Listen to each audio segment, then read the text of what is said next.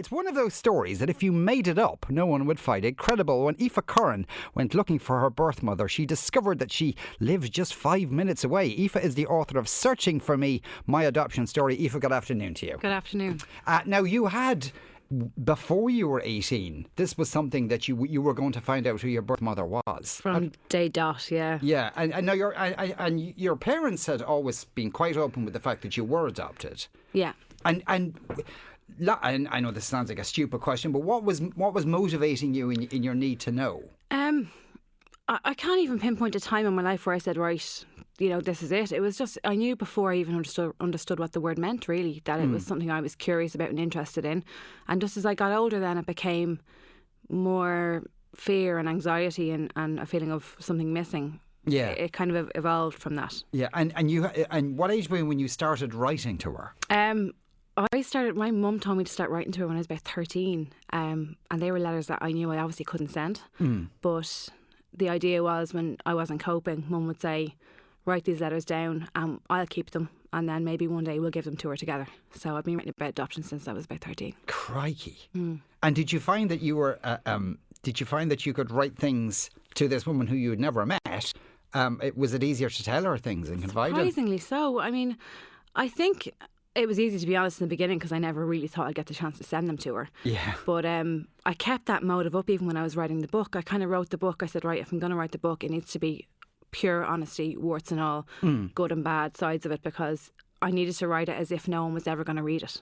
So I wrote the book the same way I wrote the letters, that it was just me in my head and a bit of therapy, to be honest. Yes, and now you've realised people have read it. Yeah.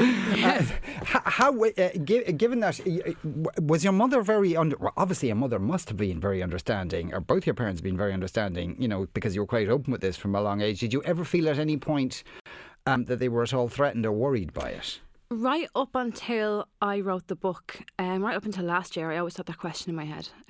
Never through any of their actions. They were always so open and honest about the whole thing.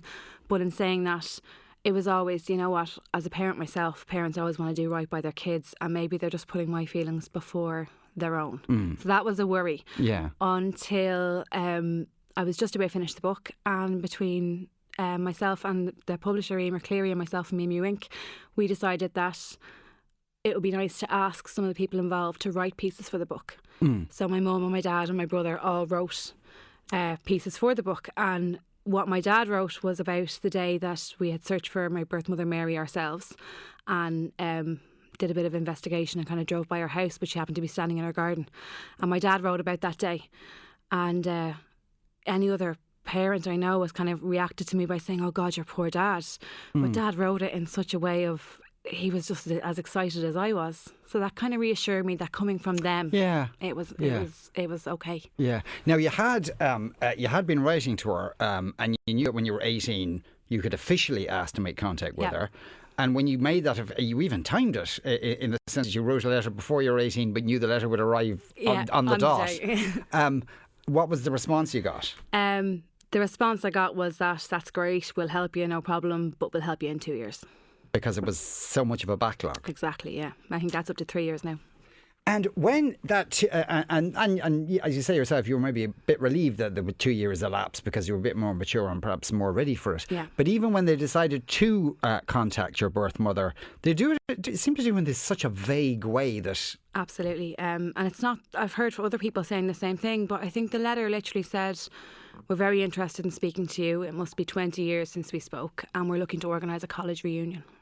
So that totally threw my birth mother, so they didn't have a clue what she was talking about. Right. So yeah, and presumably though they were doing this because they didn't know who your birth mother had told, what their circumstances were. Yeah, I mean the law still states that they have to protect the right to privacy for the birth mother and over any right I would have. So I mean, it was so vague that she hadn't told her husband up until that point, but she was showing her husband this letter saying, what is this? I don't know who that's from, So at that stage of the game, and no reply came back, did the adoption agency say to you, well, that's it then?